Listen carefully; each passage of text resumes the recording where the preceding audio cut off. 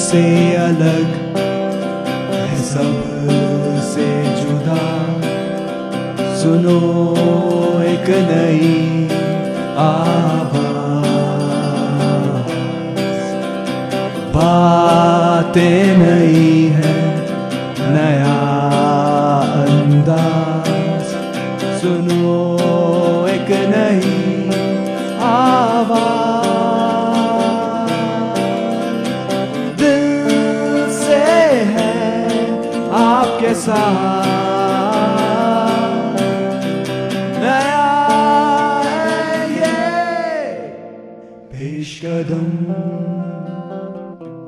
السلام علیکم، میں ہوں آپ کا میزبان سہیل بٹ اور میں اقرا صدیق، لے کر پیش قدم کا ایک اور شمارہ۔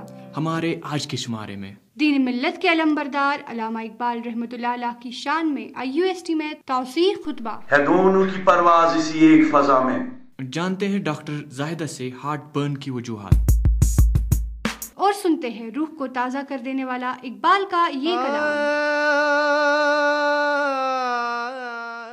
اور اب پیش ہے موضوعات کی تفصیل۔ اقبال کا ترانہ بانگی درا ہے گویا، ہوتا ہے جادہ پیما پھر کارواں ہمارا۔ واہ! شاعری زماں علامہ اقبال کی یاد میں وادی بھر میں سیمیناروں، کانفرنسوں اور مختلف پروگراموں کا انعقاد کیا گیا تاکہ نوجوانوں میں ایک نئی امنگ بھر جائے۔ اسی سلسلے میں Islamic university of science and technology میں بھی ایک توسیعی خطبہ منعقد ہوا۔ سنتے ہیں جاوید لون کی پیش کردہ رپورٹ۔ اقبال ڈے کے پیش نظر Islamic university of science and technology میں اخلاقی اقدار کی تعمیر میں شعریات اقبال کی دین پر ایک توسیعی خطبے کا انعقاد ہوا۔ خطبے کا اہتمام international centre for spiritual studies نے کیا تھا۔ ابتدائی کلمات سینٹر کے صدر ڈاکٹر اقبال قریشی نے پیش کیے، جس میں انہوں نے اقبال کی شاعری میں اخلاقی و روحانی جہاد کی جانب توجہ مرکوز کرائی۔ آج ہم نے دوسرا اسپیشل لیکچر رکھا قلندر لاہوری حکیم الامت شاعر مشرق علامہ اقبال علیہ رحمہ پر۔ تو چونکہ ہمارا جو یہاں یہ اسٹیٹ ہے، یہ کشمیر روحانیت کا مرکز رہا ہے، جو بھی بڑی شخصیات روحانی شخصیات ہو انہوں نے ایک بار کم سے کم کشمیر تشریف لائے ہیں، اور یہاں پر جو داغ بیل ڈالی روحانیات کی انہوں نے، اس وسادت سے ہم نے سوچا کہ ہماری جو نئی جنریشن ہے، اس نئی جنریشن یعنی ہمارے اسٹوڈنٹس ہیں، ان کو بھی پتہ چلے کہ ہمارے اسلاف جو ہے انسسٹرز ہے ان کا کتنا کنٹریبیوشن ہے۔ توسیعی خطبہ نامور ماہر تعلیم صاحبزادہ مظفر امین علوی نے پیش کیا۔ انہوں نے اقبال کی پیامی شاعری پر سیر حاصل تبصرہ کرتے ہوئے ان کے کلام کو اخلاقی قدروں کے احیا کے حوالے سے لازم ملزوم گردانا۔ انہوں نے نوجوان نسل خاص کر طلباء و طالبات کے فکر کو جلا دینے کے حوالے سے کلام اقبال کی معنویت پر بھی روشنی ڈالی۔ My dear friends, I met a person who told me that there is a person by name of Iqbal, and from him I learned this. What? ہے دونوں کی پرواز اسی ایک فضا میں، ہے دونوں کی پرواز اسی ایک فضا میں، شاہین کا جہاں اور ہے، قرغس کا جہاں اور، الفاظ اور معنی میں تفاوت نہیں لیکن ملا کی ازاں اور ہے، مجاہد کی ازاں اور۔ My dear friends, it's irrespective of religion, irrespective of your understanding of religion and concepts of religion, irrespective of your school of thought, that you need to understand that the universal problem of humanity today is that we tend to lose our human concepts. اس توسیعی خطبے کی صدارت شعبہ عربی کے صدر doctor سید مجید اندرابی نے کی۔ انہوں نے کلام اقبال میں اخلاقی اقدار کے حوالے سے بات کرتے ہوئے تئیں ذات اور عرفان نفس پر سیر حاصل روشنی ڈالی۔ شعبہ اسلامیات کے صدر ڈاکٹر شوکت حسین نے موضوع کی مناسبت سے اپنی تقریر میں کلام اقبال کی عصری معنویت پر روشنی ڈالی۔ موضوع کی مناسبت سے NIT کے نوخیز اور ہونہار طالب علم عامر سہیل نے شعریات اقبال کی مختلف جہات پر روشنی ڈالی۔ اس موقع پر طلباء و طالبات نے انتہائی جوش خروش اور والہانہ پن کا مظاہرہ کیا اور خطبے کی پذیرائی کی۔ کہنے کو تو ہم میں ملت کے غمخواروں کی کمی نہیں اور نہ امت کے دوست داروں کی قلت ہے، لیکن واقعہ یہ ہے کہ تعلیم نے اپنے 60-70 برسوں کے طویل عرصے میں کچھ ہی غمخواروں کو پیدا کیا، جن میں مرحوم علامہ اقبال رحمۃ اللہ علیہ شامل ہے۔ سامعین، آج کے ہمارے سنگمیل سیگمنٹ میں سنتے ہیں علامہ اقبال کی حالات زندگی رومانہ سلیمان سے۔ ہندوستان کی آبرو، مشرق کی عزت اور اسلام کا فخر، عاشق رسول اور شاعر ڈاکٹر علامہ اقبال 21 اپریل 1938 کو عمر کے 61 بہاریں دیکھ کر اس دنیا فانی سے رخصت کر گئے۔ ایسے عارف، فلسفے اور کاروان ملت کا ہدی خواں صدیوں کے بعد پیدا ہوا تھا اور شاید صدیوں کے بعد پیدا ہو۔ اس کی ذہن کا ہر ترانہ بانگ درا، اس کی جاں خزی کی ہر آواز زبور عجم، اس کے دل کی ہر فریاد پیام مشرق، اس کے شاعر کا ہر پرواز بال جبریل تھا۔ علامہ اقبال کی زندگی اگرچہ ختم ہوئی، لیکن ان کی زندگی کا ہر کارنامہ جاوید نامہ بن کر ہمارے بیچ باقی ہے۔ توحید خالص کے پرستار اور دین کامل کے علمدار علامہ اقبال کے دوستوں کا حلقہ بہت وسیع تھا۔ ان کی شرافت، نفس اور اخلاقی پاکیزگی سے ہر ایک متاثر ہوتا تھا۔ اپنی روزمرہ کی زندگی میں وہ پنجابی زبان میں گفتگو کرتے تھے، لیکن عالمی اور ادبی گفتگو میں مرحوم اردو کا استعمال کرتے تھے۔ اقبال اردو اور فارسی کے اعلیٰ پائے کے شاعر تھے۔ جنوبی ایشیا میں اقبال کو شاعر مشرق کہتے ہیں۔ انہیں مفکر پاکستان اور حکیم الامت بھی کہا جاتا ہے۔ اقبال کی قومی شاعری 20ویں صدی کے آغاز کے ساتھ شروع ہوئی۔ 20ویں صدی کے اس پیغام رسا آپ 38 برس کے شاعرانہ پیغام سے ملت کے نوجوانوں میں امنگ بر دی اور نئے سفر کے قطع منزل کے لیے ان میں نئے سرے سے ہمت پیدا کر دی۔ مولانا شبلی مرحوم نے اسی وقت پہچان لیا تھا جب ان کی شاعری کے مرغ شہرت نے پر اور بال پیدا نہیں کیے تھے۔ چنانچہ انہوں نے پیش گوئی کی تھی کہ حالی اور آزاد کی جو کرسیاں خالی ہوئی ہیں ان میں سے ایک اقبال کی نشست سے پر ہو جائے گی۔ افسوس کہ 38 برس کے بعد وہ کرسی خالی ہوئی اور اب اس کے بھرنے کی کوئی امید نہیں۔ ایک دور کا اختتام ہوا، لیکن سچ تو یہ ہے کہ علامہ اقبال کے پیغام، جو کہ ان کی شاعری کے ذریعے ایک قیمتی اثاثہ بنا رہا، کہ اہمیت و افادیت آج بھی نہ صرف مشرق میں بلکہ مغرب کے ادبی محفلوں میں اپنا لوہا منوا رہا ہے۔ علامہ اقبال مغربی کاوش سے باخبر رہے، چنانچہ انہوں نے اسی کو مد نظر رکھتے ہوئے فرمایا کہ رہ گئی رسم ازاں باقی، روح بلالی نہ رہی، فلسفہ رہ گیا تلقین غزالی نہ رہی۔ ڈاکٹر علامہ اقبال نہ صرف شاعرانہ تھے بلکہ ان کی زندگی کا ہر لمحہ نیا پیام لاتا ہے، اور ہم امید کرتے ہیں کہ نئی نسل اقبال کی تعلیمات اور اپنے دلوں میں اسلام اور روحانیت کی حقیقی سوز کو بیدار کریں گے۔ اب باری ہے ہمارے آج کے ہیلتھ سیگمنٹ کی۔ آج کے ہیلتھ سیگمنٹ میں پیش قدم کی نمائندہ شبنم بات کریں گی ڈاکٹر زاہدہ سے اور جانیں گے ہارٹ برن کی وجوہات۔